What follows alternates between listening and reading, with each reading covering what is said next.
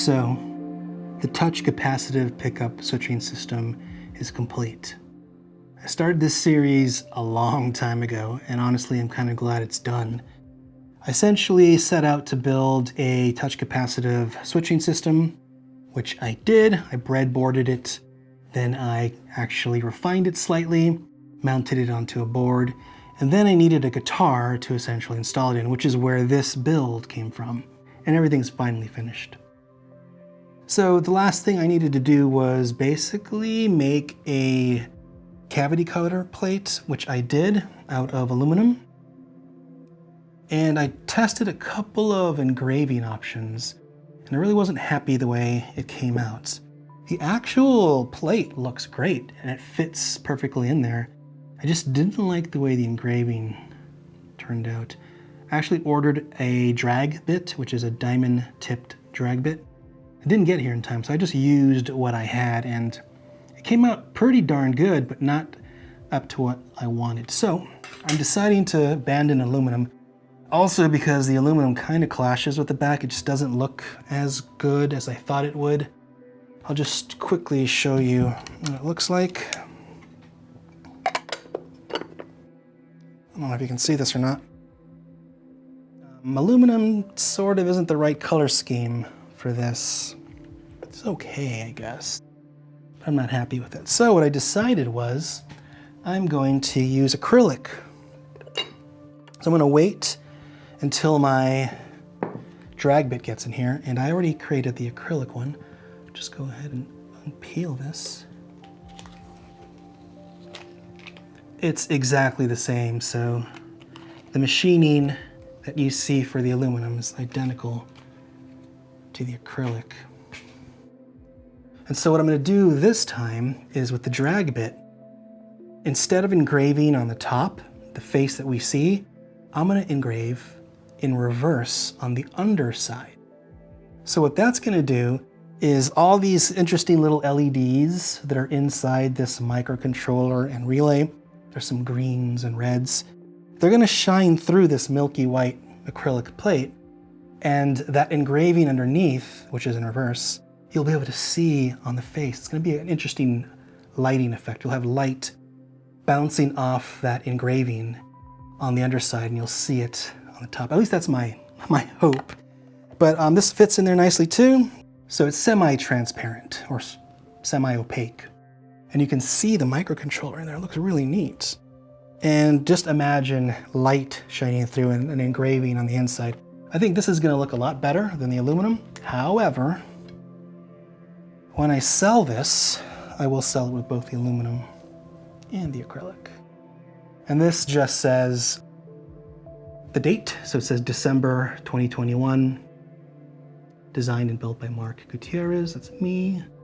And then there's a V1.0 for the TCPSS, the touch capacitive pickup switching system. This is essentially a prototype. Anyhow, that was the last thing I needed. And now, of course, I'm debating whether I want to continue with these weekly updates. Building a guitar with a weekly format is not such a good idea. At least I don't think, at least not for me. I think I'd prefer to take my time with these builds. I didn't actually cut a lot of corners with this build, but there were a lot of choices that I made simply because time was a factor. And that's always a bad idea. I'll give you an example. In last week's episode, I had mentioned that I didn't know whether or not I wanted to make a truss rod cover. And I was leaning towards no. And that's just one of those things, like, do I have time to do that? Is time influencing my answer? Yes. So I'd like to go back to a format where I'm not bound to a weekly episode. That way I can take my time with these builds. I'd wanted to do a demo here in the workshop. I think this is a really cool location. There's a lot of great visuals. It's not as boring as my office.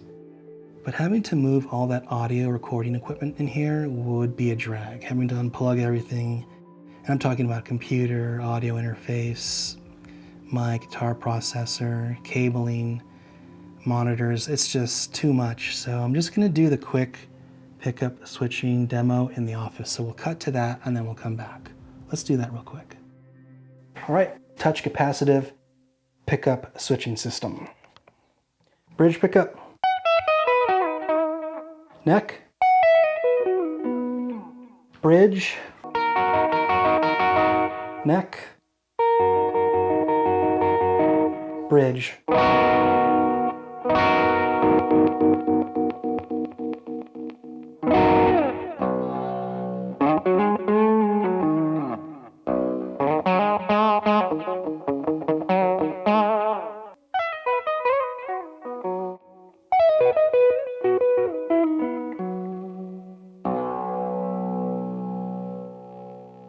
There you go.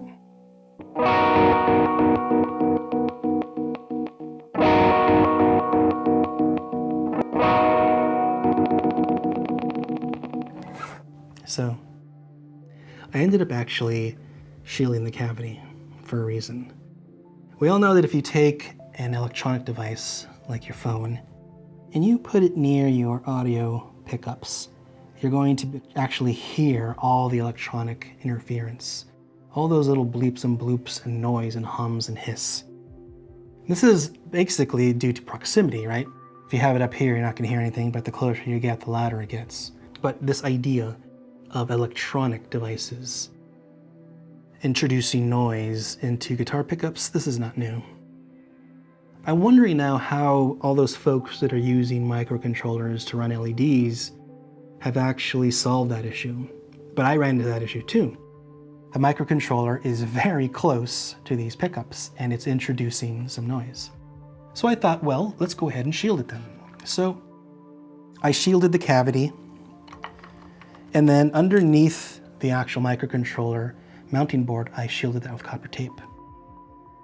It's still not enough, right? It's still really close. The proximity of that microcontroller to the audio components is just too close.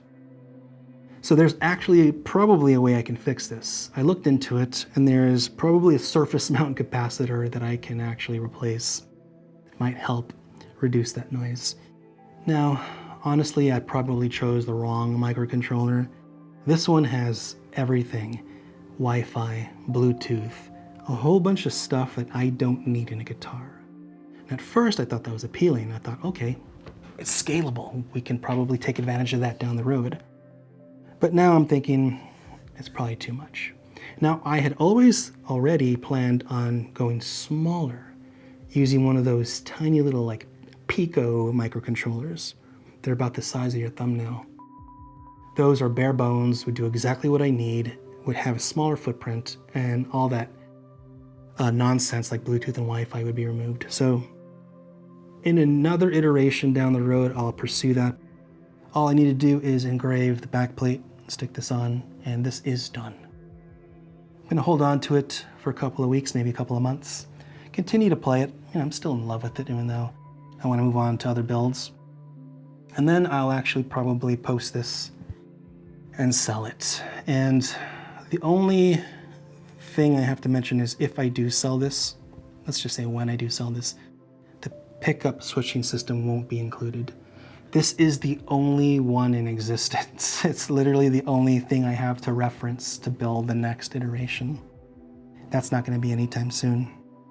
So I'm going to remove the pickup switching system, and I'll just put a knob and a switch in the cavity, so it'll still look the same on the outside.